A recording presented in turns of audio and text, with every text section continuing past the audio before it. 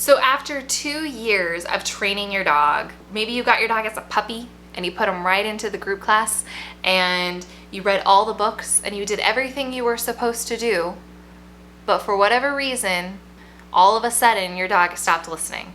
In this video, I'm going to be listing that top reason why your dog isn't listening anymore, and it's coming up.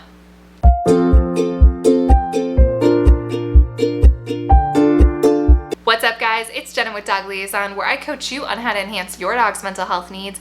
On this channel, we break down scientific research in order to inform and educate us on how to train dogs. So if you're interested in a nerdy approach to canine cognition, do me a favor and hit that subscribe button. Now, I recently did an interview with dog expert Kim Brophey, who is an applied ethologist and author of Meet Your Dog. You can check out the full interview here. But in today's video, we're talking about why your dog all of a sudden stopped listening. Your dog stopped coming when called, your dog isn't as sociable, maybe isn't as active at the dog park, and you're wondering, what happened? I thought I did everything correctly. Well, there are a couple reasons why your dog might have stopped listening all of a sudden, but there's a fundamental reason which actually boils down to genetics. So think about it like this. If you have a husky at home who is designed to roam the world and explore all on his own, be very autonomous, then yeah, having him come back when called is going to be pretty hard. A lot of the behaviors, the adult behaviors for which dogs were, well, any species was selected for in the first place, don't fully manifest until the animal is mature. And so in dogs, even though we've delayed that maturing process because of neoteny, because of the selection for paedomorphism and temperament, basically whenever we're breeding for temperament, we're breeding more juvenile, perpetual animals. But really all of them, once they're reaching social maturity, these behaviors pop out, if you will. And so for the husky, it could be that, sure, puppyhood was coming when called, playing with my doggy friends at the dog park, never met a stranger, everything was perfect. And it's not that it means you did anything wrong, and you shouldn't be frustrated, even though anyone would be, when the dog at 2.5 years old is like, yeah, I mean, it's not even a decision. It's just like you're out hiking one day, they catch a scent, he's fully socially mature, and he interprets it and responds differently, probably without a filter. He just didn't hear you. All of a sudden, he's just like followed that track or, chased that deer, and that suddenly has completely trumped all the training that you've done. Because the thing is about like genetics and like those modal action patterns and any instincts is that the dopamine experience when engaging in those behaviors, Temple Grandin talks a lot about this, is just like through the roof relative to like the ball or the tug or the treats or our pets and our relationship.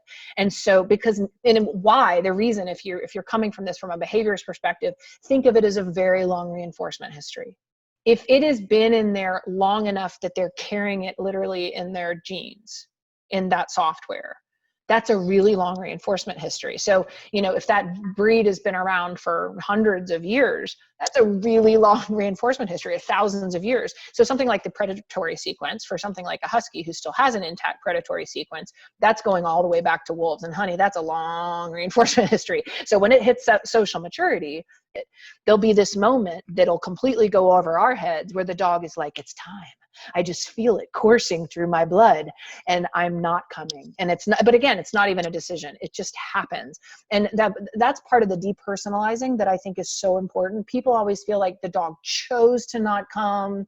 They're just not responding. They're being bad. I did something wrong. I should have just reinforced with more hot dogs or more cheese or, no, it's just that you're competing with maybe thousands of years of reinforcement history in the case of, instincts. So what's effectively happening is that you have these learned skills, these learned behaviors like sit, down, come, stay, what it means to walk in the middle of a cafe. You have these learned skills that we've equipped with your dog, and they're constantly in combat with the hardwired behaviors that are encrypted into your dog's DNA. And these two things, the genetic behavior and the learned behavior, are constantly at odds with each other, constantly in battle. And our job is to make the learned skills so rewarding for your dog that your dog is more likely to choose those skills when necessary. Genes are not predictive. They're just part of the puzzle. So you can't ever say that because it's a husky, it won't come when called. There's huskies that will come when called every time, but you shouldn't be shocked if they don't. Socialization should look different for different dogs. And we should try to do things that introduce the context that they are going to be the most likely to get in trouble with in a way that is controlled and managed and explained. Like, by the way, let's not herd cars. So let's go be around cars if we're a border collie puppy. Let's socialize around cars and practice an out-sit wait when a car goes by, while we're also making sure that we're affording opportunities for the dog to express those emergent herding behaviors on something like a tri-ball. You want to look at it like you do all that because you're stacking the deck in your favor. You're buffering against the instincts that are making it so much harder for them. We have them in a human world, and so we owe it to them because they are dependent on us, particularly because they're captive, so they really don't have a choice in the matter. They don't have a plan B. They can't like go get a new relationship or parent, you know? They're stuck with who they get. So they don't know how the human world works. They don't know how any of this stuff works. So think of it like you're their tour guide and you are the captain of their ship. You're upper management. You're the person explaining, all right, this is how walks work. Okay, this is how living in a house works. Okay, this is how, you know, staying in a hotel works or driving in a car works. Like, you got to show them. So that's what the teaching's for, you know? And at the same time, you know, as we're adjusting our expectations of what could happen based on what we understand is, you know, the potential for certain instincts in a purebred dog or a mixed breed dog with a high level of expression of a certain purebred breed dog or type of dog, you know, thinking of it as if you didn't do the socializing that was best for that dog, if you didn't do any of, you know, the explaining about how it all works and the training and the reinforcing of behaviors that are going to be more adaptive to the conditions they're in, whether they like it or not, because they do live in a captive world. They live in our houses. They live in our apartments. I'm not suggesting turn the puppies loose. At this point, there's no going back, but we have to have compassion for what they're dealing with. And here's what I want you to do.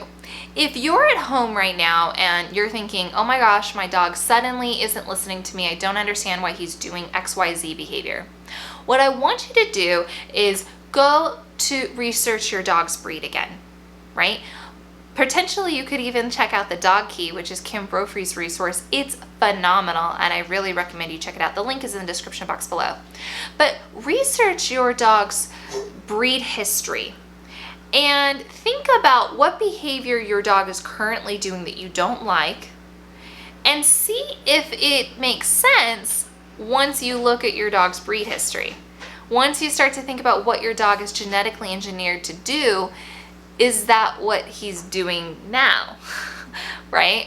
And now you can start to kind of have a better idea of, okay, so it's not that he's just choosing to ignore me.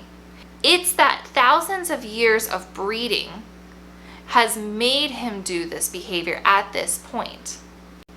And most importantly, I think the moral of this story is to give your dog the benefit of the doubt. If your dog stops listening to you, instead of criticizing, instead of punishing, instead of thinking, oh my God, training didn't work, or I need to use some other method, figure out what is actually causing your dog to do the behavior he's doing. And you might find you get the result that's surprising to you. If you enjoyed this video and you're looking for a nerdier approach to canine cognition, make sure to hit that subscribe button. And do me a favor, smash that like button. If you have any questions, ask in the comment section below. And if you're looking for more information on Kim Brophey, you can check the description box or check out these two videos right here. And I'll see you guys next time.